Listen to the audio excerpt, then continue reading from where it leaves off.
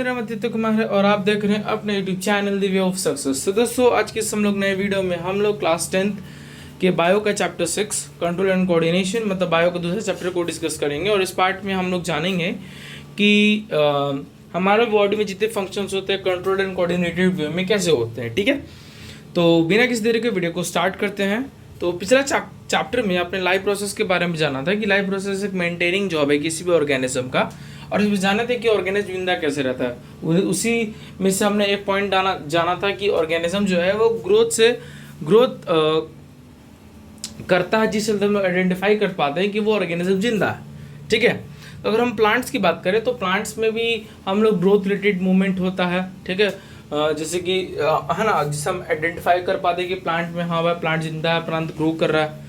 ठीक है, जैसे कि कोई बीज जब जर्मिनेट करता है तो वो सीडलिंग में बन जाता है कुछ दिनों में, तो वो भी एक मतलब वो ग्रोथ का पार्ट है क्योंकि वो ग्रो कर रहा है और मतलब वो जिंदा है ना।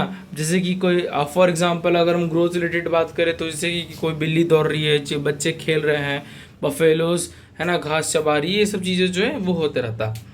ठीक है, दूसरा हम लोग कह सकते हैं कि वैसे मूवमेंट जो इन्वायरमेंट के बेसिस पर डिपेंड होते हैं, movement as the response to the change in the environment of the organism. तो ऑर्गेनिज्म इन्वायरमेंट के बिहार पर अपने बॉडी में जो बदलाव करता है तो ये सब भी है कि वो जिंदा है कि नहीं। तीसरा हम आइडेंटिफाई कर सकते हैं कि कोई जीव किसी प्रकार का मूवमेंट कर रहा है कि नहीं, है ना, जैसे कि चल डुल रहा है कि नहीं, ये सब चीज़ जो होते हैं वो, तो ये तीन चीज़ों के थ्रू हम आइडेंटिफाई कर पा रहे थे कि कोई जीव जिंदा है कि नहीं। लेकिन सब जितने भी फंक्शंस है ना, ये हमारे बॉडी में एक कंट्रोल एंड कोऑर्डिनेटेड वे में होता है।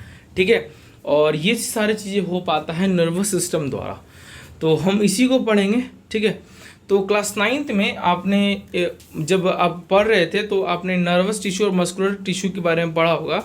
उसमें आपने पढ़ा होगा कि जो नर्वस सिस्टम जो होता है वो किसी भी ऑर्गेनिज्म को मूवमेंट करवाता है किसी भी स्टिमुलस के अकॉर्डिंग। स्टिमुलस क्या होता है सब आगे पढ़ेंगे। और हमने जाना था कि जब वो इन्फॉर्मेशन चाहे कोई भी चीज़ जो हमारे बॉडी के थ्रू इन्वायरमेंट से के चलते होता है तो हमारे बॉडी के मस्कुलर पार्ट ही मूवमेंट करते हैं, है ना। तो इसी को हम लोग देखेंगे इस डायग्राम द्वारा। तो ये एक नर्व सेल का डायग्राम है जो बहुत ही इंपॉर्टेंट है। अब मैं आपको एक समझाने का प्रयास करूँ। सबसे पहले आपको समझाना चाहूँगा मैं एक टर्म जिसका नाम है स्टिमुलस।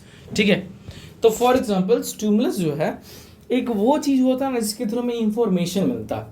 जैसे कि अगर हम बात करें कि आप फॉर एग्जाम्पल है ना, मान लीजिए कि आप ही में से कोई बच्चे हैं जो स्कूल से पढ़ के चाहे जैसे तैसे मतलब कोचिंग से पढ़ के चाहे किसी टाइम घर पे, तो घर पे होगा तो खाना खा भी करोगे, तो आपको बहुत तेज भूख लगा, मतलब अंदर से ना लग रहा है कि भाई हम जब तक बिना खाना हम खाए रह ही नहीं सकते। तब जल्दी जल्दी घर में घुस गया, पटाख देना एकदम फास्टली एकदम बढ़िया से घुस गए, और मम्मी आपकी है ना कि मतलब कहीं साथ सो गई थी चाहे कुछ करे, मम्मी बोली खुद से खाना निकाले खा लो, आपको ध्यान नहीं था, खाना गरम गरम था, आपने रोटी निकाला है ना, और जैसे ही कढ़ाई अपने हाथ से छुआ कि कढ़ाई नीचे रखेंगे फिर सब्जी निकालेंगे, तो जैसे आपने ऐसा किया क्या हुआ कि ना आपका जो हाथ है वो जल गया। तो वो आपका हाथ जल गया तो आपने तुरंत पटाख से ना हाथ हटा लिया, है ना। तो आपको उसे इंफॉर्मेशन मिले कि नहीं हमको अपना हाथ हटाना है, मेरा हाथ जल रहा है, तो वो अब क्या हो गया आपके लिए स्टिमुलस हो गया। तो होता क्या कि हम लोग किसी प्रकार का जो रिस्पॉन्स कर पाते हैं ना वो इन्वायरमेंट में इसी स्टिमुलस के थ्रू कर पाते हैं। हमारे आसपास में घटित बहुत सारी चीज़ें होती हैं जिसके थ्रू हम लोग एक्ट कर पाते हैं, तो ये क्या कहलाता है, ये स्टिमुलस कहलाता है। ओके, तो ये सब चीज़ें हैं। अब यहाँ पे ध्यान देने वाली बात यह है कि जैसे कि हम जब हम किसी डेंजरस सिचुएशन में फंसते हैं तो हम जब उसको डिटेक्ट करते हैं तो उसके भी हम रिस्पॉन्स करते हैं। ठीक है, चाहे वो हम कैसे वो आइडेंटिफाई करते हैं, चाहे वो किसी को टच करके, चाहे किसी को देख करके, चाहे अलग अलग कारकों से हम अपने उसको आइडेंटिफाई करते हैं। तो ये सब जितने भी इंफॉर्मेशन होते हैं, all information from our environment is detect by the specialised tips of the nerve cell. तो होता क्या है कि ये जो इंफॉर्मेशन है ये नर्व सेल के टिप्स द्वारा डिटेक्ट किया जाता है ना। फिर ये मेनली इसको सब रिसेप्टर करते हैं जो हमारे सेंस ऑर्गन में पाए जाते हैं। जैसे अब देखिए यहाँ पे जो बात हो रही है, यहाँ पे बात हो रही है कि नर्व सेल के टिप्स द्वारा इस इंफॉर्मेशन को मतलब ग्रैब किया जाता है, और ये इंफॉर्मेशन नर्व सेल को रिसेप्टर्स प्रोवाइड करवाते हैं। ठीक है, तो और ये जो रिसेप्टर्स होते हैं ये मेनली सेंस ऑर्गन में पाए जाते हैं। तो आपके बुक में कुछ सेंस ऑर्गन दिए हुए हैं, मतलब किस मतलब कुछ सेंस ऑर्गन का दिया हुआ है जिसमें कौन से रिसेप्टर है, बाकी सबका नहीं दिया है, तो आपको मैं बता देता हूँ, ठीक है। तो पहला है कि गस्टोस्टी रिसेप्टर, ठीक है, इसको अंडरलाइन कर लीजिएगा, ये बहुत इंपॉर्टेंट है। तो पहला है गस्टोस्टी रिसेप्टर जो हमें टेस्ट करवाता है। तो टेस्ट कौन करता है? टंग। तो गस्टोस्टी रिसेप्टर किस सेंस न्यूरॉन में मतलब सेंस ऑर्गन में होगा? तो ये होगा टंग में। दूसरा है ऑल्फैक्टरी रिसेप्टर, ये रिसेप्टर स्मेल डिटेक्ट करता है, इसका मतलब ये रिसेप्टर कहाँ प्रेजेंट होगा? ये रिसेप्टर प्रेजेंट होगा नोज में, ठीक है। तो 2 हो गया। तीसरा है स्किन में, तो स्किन में एक रिसेप्टर पाया जाता है जिसको बोलते हैं थर्मो रिसेप्टर, क्लियर, इसको लिख लीजिए। चौथा है ऑडियो रिसेप्टर, ये रिसेप्टर जो है ये पाया जाता है ईयर में, ठीक है। पांचवा है फोटो रिसेप्टर और ये रिसेप्टर पाया जाता है आई में, ठीक है। तो मैंने 5 रिसेप्टर का नाम बताया। पहला गस्टोस्टी जो टंग में पाया जाता है, दूसरा ऑल्फैक्टरी जो स्मेल डिटेक्ट करता है, इसका मतलब ये नोज से पाया जाता है। तीसरा थर्मो रिसेप्टर जो स्किन में पाया जाता है। चौथा ऑडियो रिसेप्टर जो ईयर में पाया जाता है। और पांचवा जिसका नाम है फोटो रिसेप्टर वो पाया जाता है आई में, ठीक है। तो ये 5 रिसेप्टर्स के थ्रू जो इंफॉर्मेशन है वो नर्व के टिप पर जाता है। अब यहाँ से इस चीज़ को हम डायग्राम के साथ समझेंगे, तो आप लोग ध्यान दीजिएगा। होता क्या है कि एक टर्म होता है जिसको बोलते हैं डेंड्राइट, देखिए यहाँ पे दोस्तों लिखा हुआ है। तो डेंड्राइट नर्व्स का टिप होता है जहाँ से इंफॉर्मेशन नर्व में एंटर करता है। नर्व सेल में एंट्री कर गया, और जैसे ही वो नर्व सेल में एंट्री करता है तो वहाँ पे एक जगह पॉइंट लिखा होगा, डायग्राम में देखिए, सेल बॉडी। तो सेल बॉडी में वो इंफॉर्मेशन केमिकल प्रोसेस के थ्रू, केमिकल रिएक्शन के थ्रू वो इंफॉर्मेशन बदल जाता है इलेक्ट्रिकल इंपल्स में। किसमें बदल जाता है? इलेक्ट्रिकल इंपल्स में।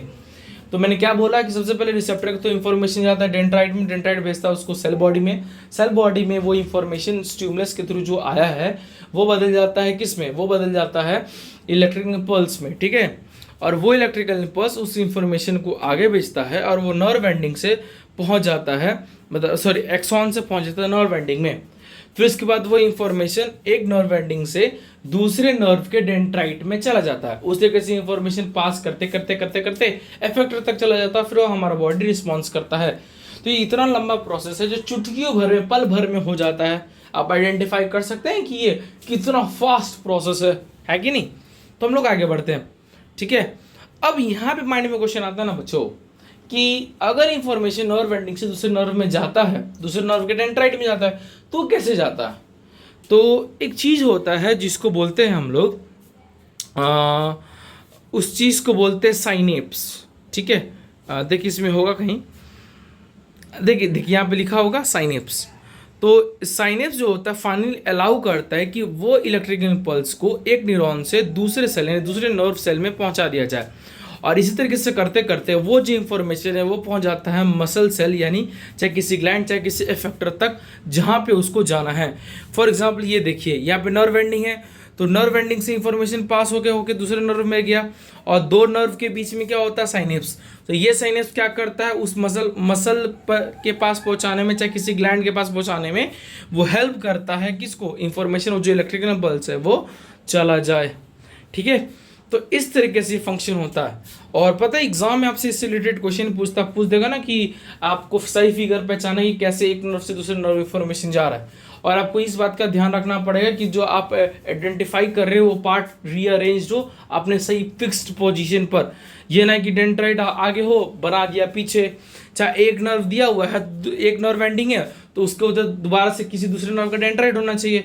तो क्या करेगा ना कि मतलब नर्व एंडिंग के बाद जस्ट दूसरा नर्व एंडिंग दिखा देगा, मतलब दोनों नर्व्स को अपोजिट डायरेक्शन दिखा देगा, तो वैसे भी इंफॉर्मेशन नहीं जाएगा। तो डायग्राम में भी ये क्वेश्चन पूछते हैं एमसीक्यू वाले में, ठीक है। तो इस तरीके से फंक्शन होता है। हम लोग नेक्स्ट पार्ट बहुत जल्द लाएंगे, बहुत जल्दी लाएंगे आप सभी के लिए। और नेक्स्ट पार्ट में जो है हम लोग what happens in reflex section है ना, ये अपने नेक्स्ट टॉपिक को डिस्कस करेंगे। और इस पार्ट में मैंने बस इतना जाना कि ये जितने भी फंक्शंस हैं ये कैसे काम करता है, हमारा बॉडी कैसे कंट्रोल्ड वे में कोऑर्डिनेटेड रूप में फंक्शन करता है, नर्वस सिस्टम कैसे वर्क करता है। तो छोटा सा पार्ट है, ठीक है, ज़्यादा लंबा पार्ट हमने नहीं बनाया है। तो हम लोग मिनी पार्ट्स में इस चैप्टर को करेंगे क्योंकि आप लोग को भी थोड़ा आसानी हो। तो बिना किसी देर के वीडियो एंड करते हैं और बहुत जल्द नेक्स्ट पार्ट हम लोग अपलोड करेंगे। तो जय हिंद, जय भारत।